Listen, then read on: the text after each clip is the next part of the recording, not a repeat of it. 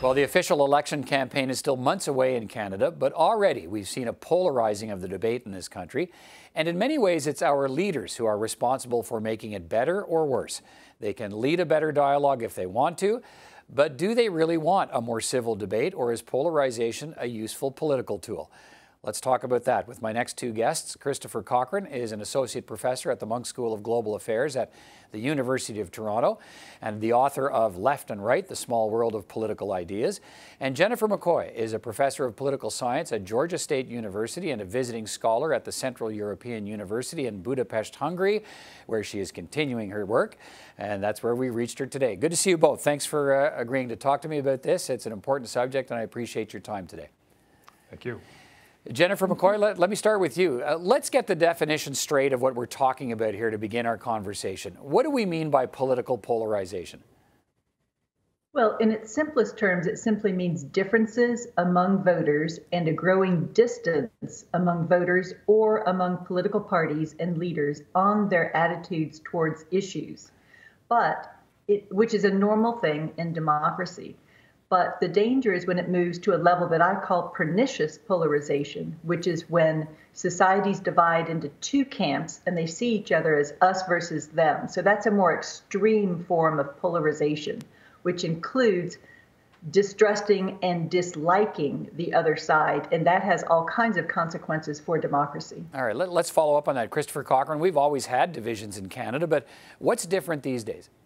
The nature of the division is different in Canada. So it used to be that you saw a lot of division between regions, or you'd see a lot of division between Quebec and the rest of Canada, for example. Now you see in Canada more of the kinds of division you see in other democratic countries, in particular a left and a right division that's quite familiar to people who follow politics. And I think the second thing that's different now than in the past is that increasingly, like you see in the United States and like you see in some European countries, the people who support different political parties dislike other people more than they ever have in the past. So that's the second important element of polarization here. Yeah, that's interesting. How do you explain this level of this growing animosity between Canadians simply because they have differing political views?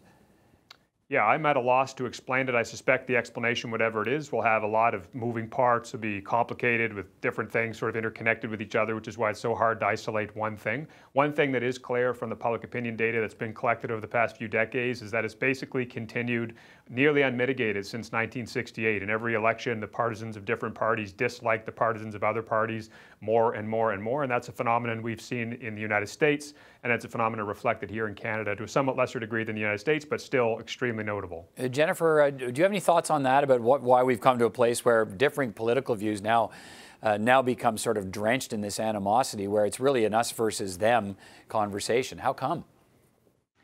Definitely. And I've seen polls for Canada that 1/4 of Canadians dislike the opposing party. In the United States, what we've seen is that people get so, well, to go back to the reasons, the anxiety that might arise either from economic anxiety or a cultural anxiety, such as having newcomers come into the society, perhaps with different religions, different races, fears about unemployment. All of these kinds of anxieties have been growing with demographic change and with stemming from the economic crisis in 2008, with globalization.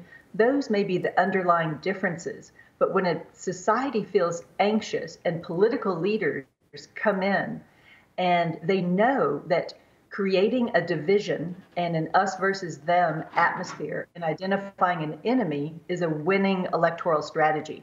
So political leaders can manipulate and exploit these anxieties and fears in a very divisive and negative way.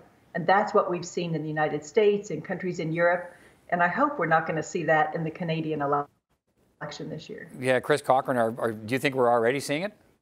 Yeah, I think it's here. I thought some of the discussions surrounding the testimony of the clerk of the Privy Council, when he sort of mentioned about his concern about the sort of ratcheting up of political discourse. I don't think he was the person to say it. I don't think that was the place to say it. So I understood the controversy, but he was absolutely right. There's no question about it that this kind of rhetoric is ratcheting up. And I think the basic issue, I mean, to try to put a fine point on it, the basic issue is the degree to which people refuse to accept that there can be good people who disagree with them. and good people who disagree with them about a range of issues. And to the extent that that's abandoned, that the people who disagree with you are just hopeless lost causes, that they're ill-intentioned, or that they're completely naive or bigoted or whatever, if that's the ultimate view that one harbors, then it is pretty hard to imagine civility. It's pretty hard to imagine compromise in politics. And where do you think that, I'm back to this, sorry, I guess before we can have a conversation about what we do about it, I guess we need to have a better understanding of where it's coming from. Why do people view each other these ways when we get into political conversations? Are the same conversations that happen with neighbors over a fence? If they're not, is it just a societal change where we've now, our first instinct is to think the people across from us want something bad for us, as opposed to maybe there's something we agree on? Yeah, so there's, everyone, oh, sorry, go ahead. Yeah, okay, go ahead, Jennifer, then Christopher. Okay, I would say there are a couple of factors. One is, as I said, these growing anxieties from changes that are happening around the world with our growing interdependence. But also social media really contributes to this. And so people, by nature, psychologically, want to bond with a group and feel safety and loyalty to a group. That doesn't necessarily have to mean conflict with another group, with the out group, but it does when they feel threatened. And that's where hearing messages reinforcing your beliefs from listening to news or social media of only one side creates and deepens these divides, which creates the stereotyping, the bias, the prejudice, and the fear and dislike of the other. And that's where communication breaks down, willingness to compromise breaks down, and that's where our democracies begin to fail. All right, let me hear from you on that, Chris Cochrane. I think certainly social media will be shown to have played a considerable role here. I mean, the other thing, too, we often do tend to blame the media when things go awry, especially in political culture. Whether or not the media plays a direct role or not, or the degree to which they do, is unclear to me.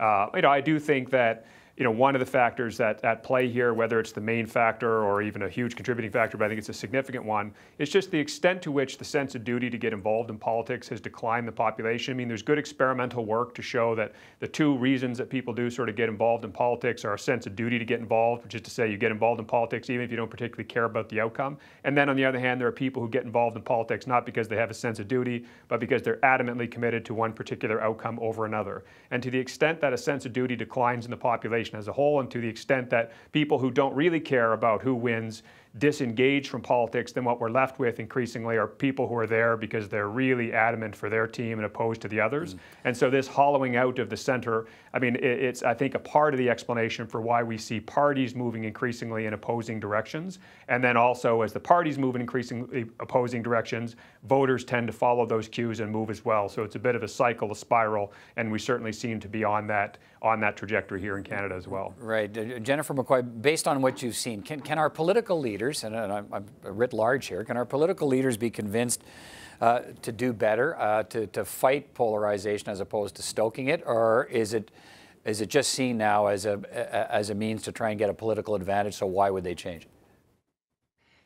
Well, it does depend a lot on individual leaders who are willing to look at the collective interest and to look at the long-term impact on a society, on social cohesion, and on governance capacity of a democracy. And most political leaders, the incentive is to look in the short term to win, but certainly we have some that are, can take the bigger picture and look at the larger interest.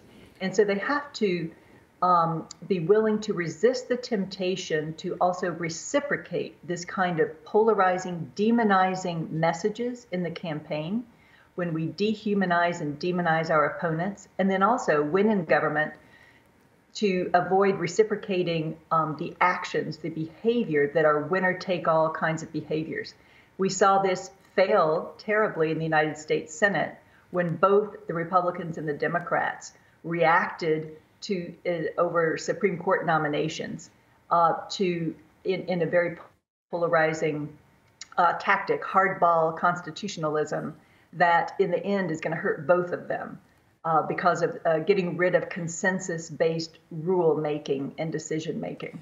Chris Cochrane, what's your view on that? How do political leaders do better, or do you think they want to do better? Yeah, I mean, in an ideal world, I think political leaders almost have to rise above the incentives of the system. The incentives of the system, it seems to me, are to appeal to polarity. If, for example, you're a liberal government or a conservative government, or just the parties for that matter, and you're trying to drum up support, financial support, you're trying to drum up volunteers, it's hard to do that if you tell them, well, the other side's got some good points, but we have some other points, and sort of in the middle, and it's nuanced and complicated. It's easier to do if you frame it as essentially a battle between good and evil, or democracy and fascism, or something along these lines, and you tell people it's absolutely important, because we're the good guys and they're the bad guys, that you get involved, and you get involved in our side. And if that is where the incentives of the political system point, and there is public opinion evidence that suggests that people do like coherent stories, they like coherent narratives more than they like messy complexities that a lot of these public policy issues often implicate. But so to the extent that people are drawn to coherent narratives, and to the extent that parties who pitch these narratives are the ones that get the voters and get the funding, then it's very difficult for politicians to rise above it and still succeed. All right, let's finish on this question for both of you. Is what can voters do to get better, to get something better? Not to get better at voting, obviously, but what can voters do if they want something better that allows them to have a conversation that doesn't end up with, at the end of the conversation, finding that where you end up is you hate each other? What can they do? Jennifer? Well, first they can recognize the warning signs and watching their leaders, and even in the society. The first warning sign that I tell my students and community members is to see, are people using language of we and they instead of naming the groups? Because when you depersonalize, that's the first sign of this negative polarization. So you want to personalize, you want to continue to have your communication with people from the other political parties, people who disagree with you.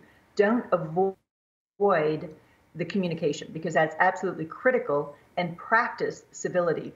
Also look at news media, at news feeds with different kinds of stories to at least understand what they're hearing, and then try to listen and see if you can not agree with their point of view, but at least try to understand where they're coming from, instead of dreaming up your own stories about their evil motivations. All right. And finally, hold your leaders accountable, so that don't vote for people who are demonizing, dividing people. All right. Anything that you can add to that, Christopher, in the minute or so we have left? No, that's really well done. I mean, the only thing I might add there is just to say that, don't believe something to be true just because you want it to be true. Or you have to question not only the assumptions and beliefs of other people, you have to question your own assumptions and beliefs. And if we can do that and do all the things that Jennifer mentioned, I think obviously we would certainly be well positioned as citizens to push back in our own way against the broader trend here. Christopher Cochrane, Jennifer McCoy, thank you both for your time today. Great conversation. Hope we get a chance to talk again soon.